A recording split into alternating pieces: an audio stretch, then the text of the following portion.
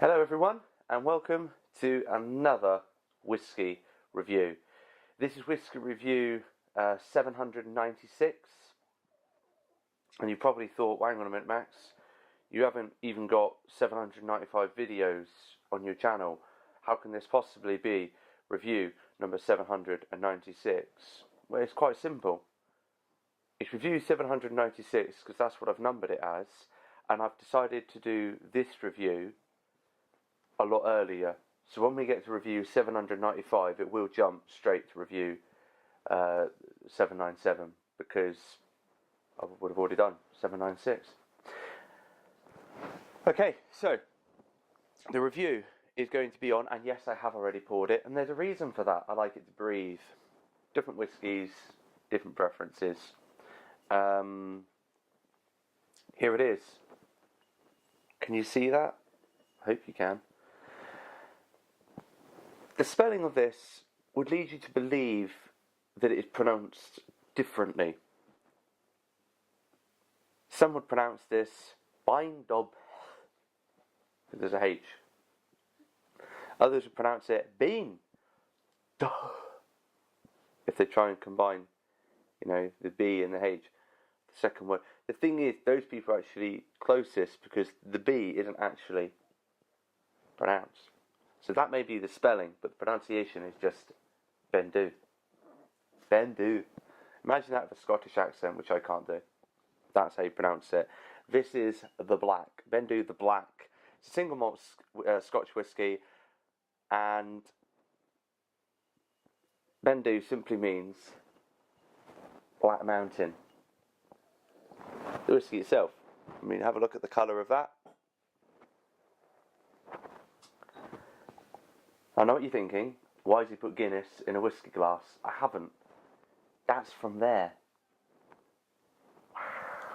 Now, I will quickly just jump in with something. They do use colouring. But doesn't mean it's not going to be great on the nose, the palate, the finish. Excuse me. Currently, this is at 43%. I say currently because you can add a bit of water. I'm not going to. I'm happy with how it is. Each to their own. Anyway, so what we'll do is we'll start with the nose and we'll progress from there. Feel free to pour yourself a glass and do this with me. Why not?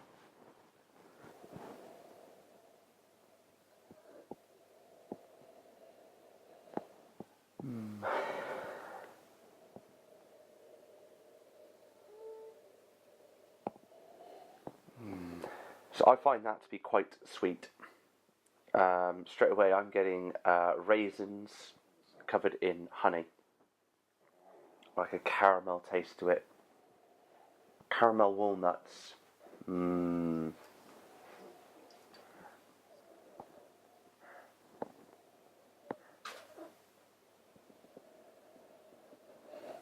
Very surprising. You wouldn't I don't know why you wouldn't think that would be sweet as it is. But it is. Because it is.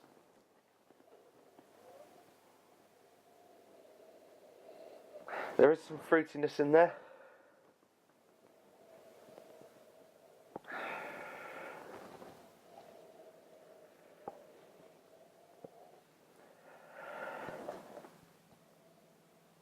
I'd say the fruitiness would be plum. P-L-U-M. Plum. For those of you who think, what's he on about? Plum. I mentioned raisins earlier. They're a fruit. Party 5 a day. Can't just have one raisin, no, that doesn't count as 5 a day. There's a particular weight measurement that you have to have for it to be counting as part of your 5 a day. Do people still do 5 a day? I just don't know.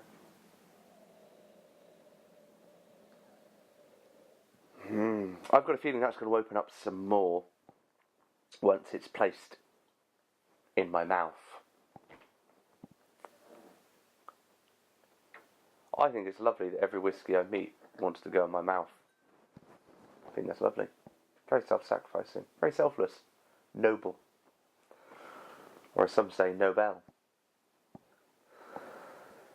Palate time. Stop. Palate time.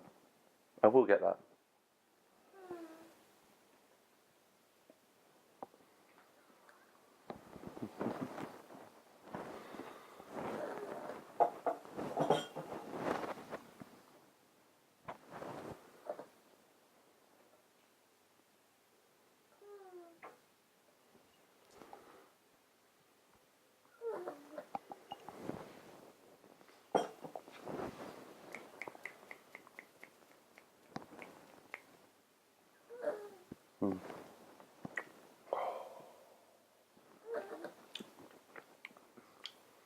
First thing, hit your nose.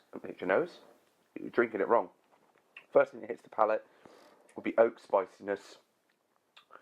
Very quickly, followed by like a coffee, kind of like vanilla, caramel again. That is quite a good coffee. I'm gonna say it's a black coffee, and it's got a lot of brown sugar in that black coffee. And by brown sugar, I actually mean brown sugar. Oh, that's nice. Finish could be longer, could be, but it isn't. Still a good finish though. We'll go on to that in a minute. Slow down. Yeah, that's quite a lot coming out. I actually think I'll be getting more of that with this whiskey here. It's a little bit misleading because I'm finding this incredibly easy to drink, as you can tell. I only opened it yesterday. She left me. She didn't. She wouldn't dare.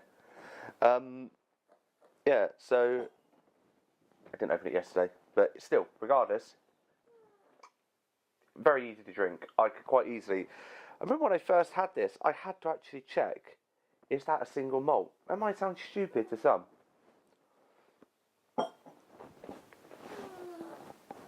Don't care if it does. But I did have to check. And it is. It's very, very easy to drink. And a lot of single malts now, especially some of the aged ones, are becoming so enjoyable. You savour them for ages. It goes on and on.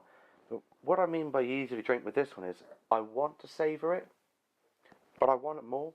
I want to just down a bit more. I might have a problem. No, I don't have any problems. That's fine.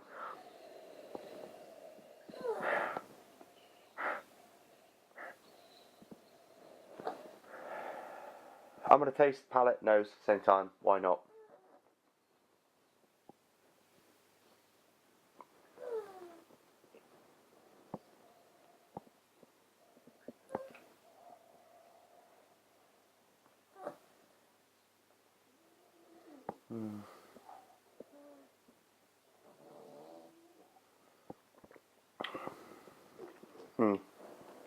As before with the nose, a bit of treacle maybe.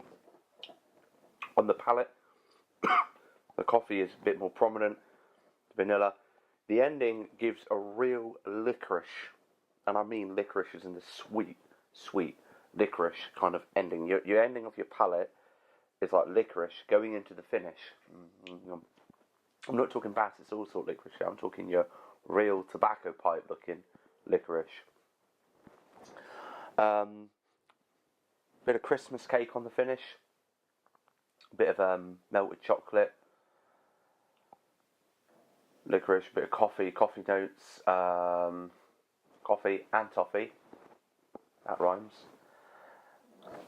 Interesting backstory to this whiskey. I was just reading about it. Basically, I would read it exactly as it is, but I like to put my own spin on things. So I'm going to read it in London, modern English, slightly southern, very confused, travelled accent. Black Mountain is how Professor Norman Colley, University College London, I knew there was London in there, I could just tell, described Beinn Dubh, the highest peak of a particular mountain that he climbs, after his solo climb to the summit in 1891, a few years back in Giza. It was during his talk at the annual general meeting of the particular club in Aberdeen in 1925. Do I know that bit from memory, or did I read ahead? You decide.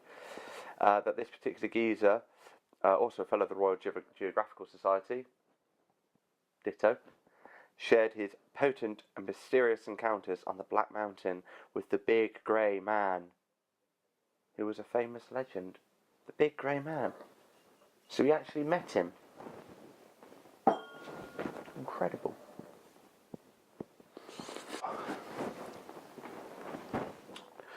Yeah, so that's very enjoyable, that one. I'd rate it quite highly.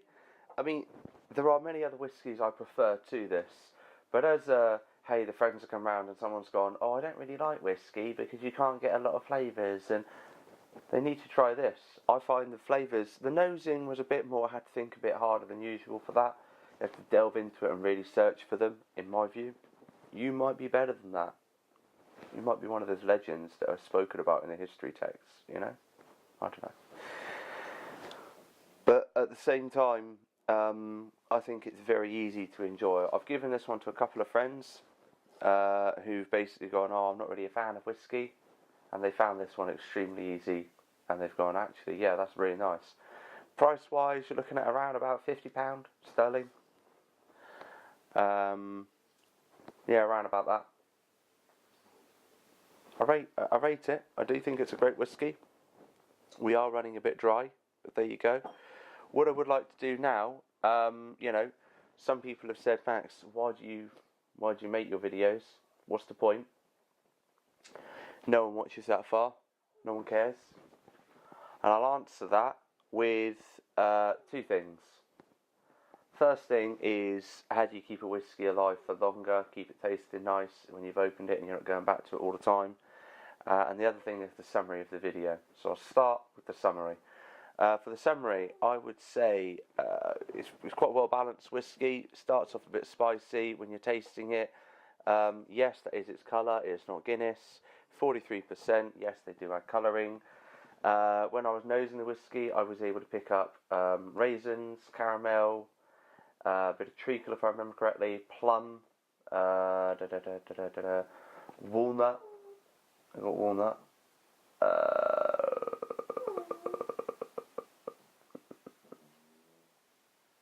think that was it on the nose.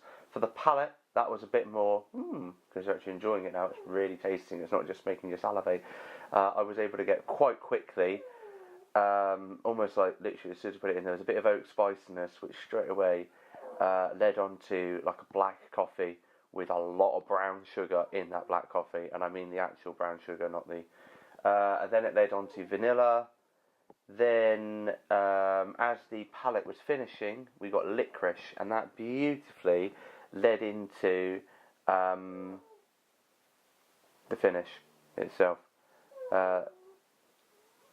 Actually, yeah, on the palate there were dried fruits as well. Quite nice dried fruits, complemented with bits of vanilla. Anyway, licorice led to finish, quite nice. You got left with, obviously starting with the licorice, moved into the coffee, toffee, it rhymes, and a bit of chocolate, melted chocolate drizzled on top. There's the summary. The other thing is, how do you keep a whiskey good? And I'll show you.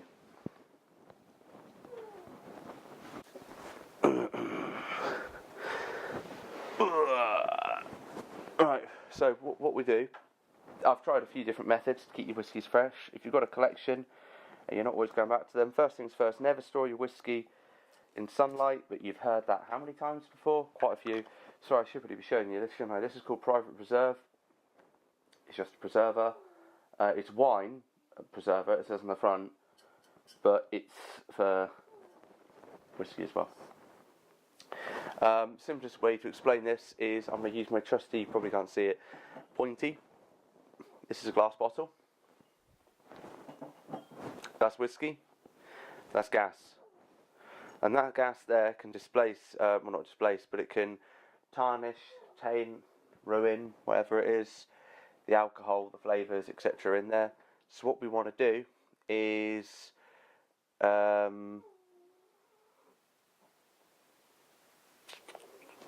we want to put something between the oxygen part of this. There's lots of gases in there, but the oxygen part and the alcohol part. Now some people put a lighter in there and they'll burn off some of the oxygen. I think that's a bit risky.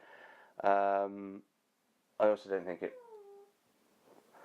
I don't know, I've tried a few different. I prefer this way. This is my rated way. You don't have to do it this way. I'm not your mum. Do what you want. You don't have to watch this video. Skip it. I'm still going to record it. I'm still going to talk. I do this for myself. Yeah. So what we'll do is we'll just clear this surface here. Put that there so you can see it. Look at that. That's how big it is in comparison. Just going to move you down there. Right, so what we do, in order to remove the direct contact, you put a gas in there that is lighter than the alcohol, the liquid. It's quite easy, it's a gas. But heavier than the other gases. All science. Yeah? We'll just do it, yeah? Okay, so you take the cap off. There you go. You put this little nozzle thingy. Oh, it fits in there.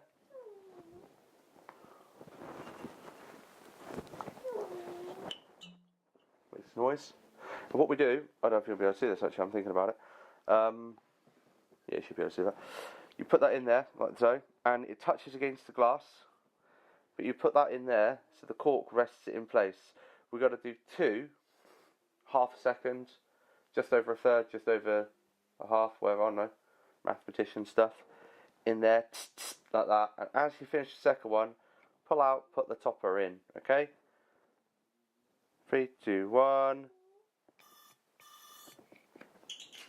Probably wasn't the smoothest, but there you go. Now that gas that we've just put in there is heavier than the other gas that's in there. So it's going to go below what was there. And the reason it's going below is because as you sprayed it in, obviously other gases were forced out the top of this little bottle. This here is electrician tape. It's not big enough to silence anyone with. You can make a moustache with it. But better yet, better use. I'm not an electrician, by the way. My neighbour is. He left his garage open the other day. And what you do is you put that tape round like so, quite tight. And that there forms what I call a seal. Like so. And then, should you be able to rip it like so. There we go. And that, you're probably better off cutting it actually with a pair of scissors. That was a bit epoxy, but there you are. The others are done nicely. Just this one, because I was camera shy. And there we've got a nice tight seal. And then in here, you won't be able to see it. Alcohol, gas we just put in, preserve, literally just probably that much. Sat on top of the alcohol. Other gases, because that gas is heavier.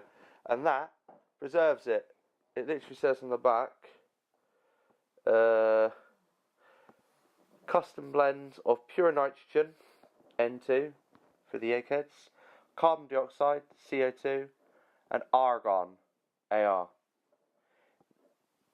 These harmless gases in our atmosphere are used to produce some bottled wine. Cool. So it blankets the surface, will not strip out the bouquet, which is essential in taste. Light vacuum devices have been proven to do. And then there's a picture of exactly what I just said. You don't need the back of the bottle, so when you buy this, just watch my video again, if you remember it. If not, hit me up, we'll have a chat, why not? Ask you why we don't record calls. Boom, there we are. That's that bit. That was the other bit in answer to the question of why do you bother. That's all I've got time for, guys. Hope you enjoyed the summary, hope you enjoyed that. I'm going to do that a few times, because, you know, what are the chances you're going to watch this video? You might watch another one, not see this one. Feel free to subscribe, like please do. It's quite important to me that you subscribe. You should have liked this video by now. Please like this video.